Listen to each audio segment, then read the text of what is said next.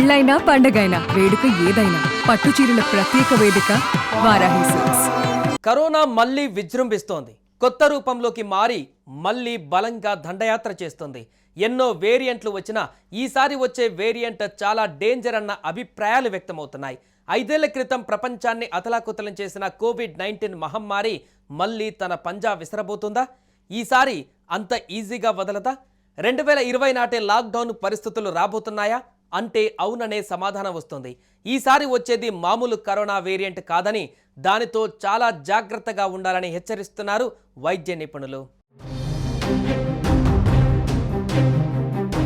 ఇప్పటికే పక్క దేశాలను కరోనా వైరస్ కమ్మేసింది. మరోసారి ప్రపంచాన్ని కుదిపేసేందుకు రెడీ అవుతోంది.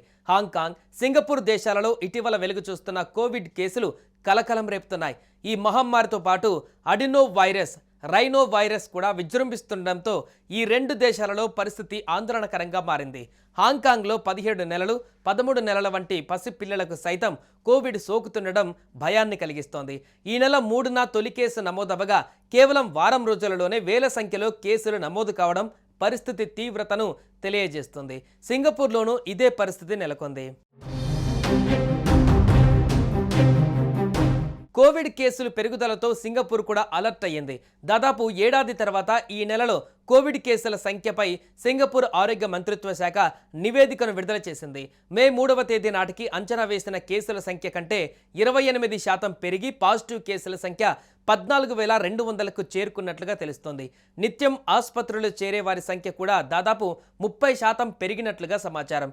ప్రజల్లో రోగనిరోధక శక్తి క్షీణించడం సహా పలు కారణాల వల్ల కరోనా కేసుల పెరుగుదల ఉండవచ్చని ఆరోగ్య నిపుణులు భావిస్తున్నారు.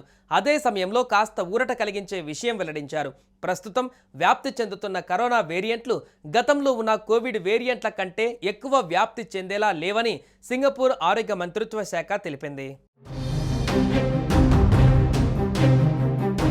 సింగపూర్, హాంకాంగ్తో పాటు ఆసియాలో పలు ప్రాంతాలలో ఇటీవల కాలంలో కోవిడ్ కేసులు పెరుగుదల కనిపిస్తోంది.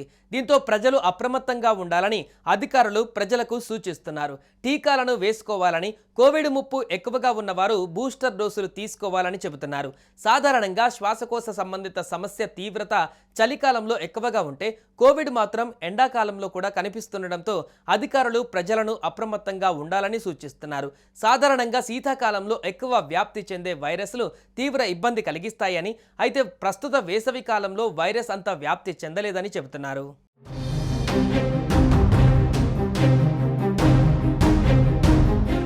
సుమన్ టీవీలో మీ పర్సనల్ అండ్ బిజినెస్ ప్రమోషన్స్ కోసం కింది నెంబర్కి కాంటాక్ట్ చేయండి.